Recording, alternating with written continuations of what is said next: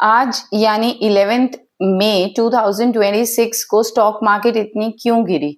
Sensex में 1300 से ज्यादा पॉइंट्स की जो गिरावट है वो देखी गई। उसके रीजंस हैं। पहला रीजन है जो ग्लोबल क्यूज है, ग्लोबल टेंशन की वजह से अभी लग रहा था कि कुछ ना कुछ इनका सोल्यूशन निकल जाएगा ईरान यूएस की वॉर का, बट अभी उसका कोई सोल्यूशन निकलता लग नहीं रहा। इनकी टेंशन्स बढ़ रही हैं। फर्स्ट रीजन ये है। सेकंड है जो क्रूड ऑयल है उसका प्राइस बढ़ रहा है। जो ब्रेंट क्रूड ऑयल है उसका प्राइस 104 को क्रॉस कर गया है और प्राइसेस बढ़ने की वजह से इन्फ्लेशन का डर जो है वो बढ़ गया है। थर्ड है रूपी वीकनेस। जो इंडियन रूपी है वो और ज्यादा गिर गया है। वो 95 अपने रिकॉर्ड लो तक पहुंच गया है। 95 से ज्यादा आज आप देखेंगे $1 का जो प्राइस था वो 95 प्लस था। तो रूपी की वीकनेस भी एक बहुत बड़ा रीजन है।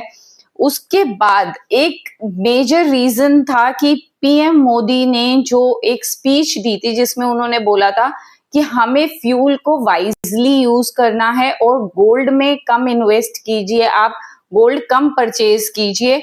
और जो दूसरा उन्होंने बोला था कि अननेसेसरी गोल्ड बाइंग मत कीजिए और मार्केट सेंटीमेंट को और वीक कर दिया इस चीज ने। जो पीएम मोदी ने जब कोई बात बोली, इंडिया में ये चीज बहुत मैटर कर रही है कि आपका प्राइम मिनिस्टर आके आपको बोल रहा है कि फ्यूल को वाइजली यूज कीजिए क्योंकि वॉर की वजह से यहाँ पे इफेक्ट इंडिया में आ सकता है। तो उन्होंने बोला कि फ्यूल को वाइजली यूज कीजिए, अननेसेसरी गोल्ड मत बाय कीजिए, जिसकी वजह से मार्केट सेंटिमेंट आज वीक हो गया। फिफ्थ था heavy FII selling. Foreign institutional investors जो हैं वो कंटिन्यूअसली एग्जिट कर रहे हैं इंडिया से। रूपी वीक हो रहा है तो वो एग्जिट कर रहे हैं। फ्यूल प्राइसेस बढ़ रहे हैं तो इंडिया में इन्फ्लेशन बढ़ रही है। अब ये FIIs की सेलिंग जो है, अगर रूपी वीकनेस है तो उन्हें अपने रिटर्न्स अच्छे नहीं मिल रहे हैं, इसलिए वो कंटिन्यूअसली इंडियन मार्केट से एग्जिट कर रहे हैं। उसके बाद हमारे Q4 के जो रिजल्ट्स हैं वो भी वीक रहे हैं और जो एक मेजर PSU बैंक है SBI, उसमें बहुत ज्यादा डाउनफॉल देखा गया। आज उसका रिजल्ट अच्छा नहीं रहा है, उसका रिजल्ट वीक रहा है।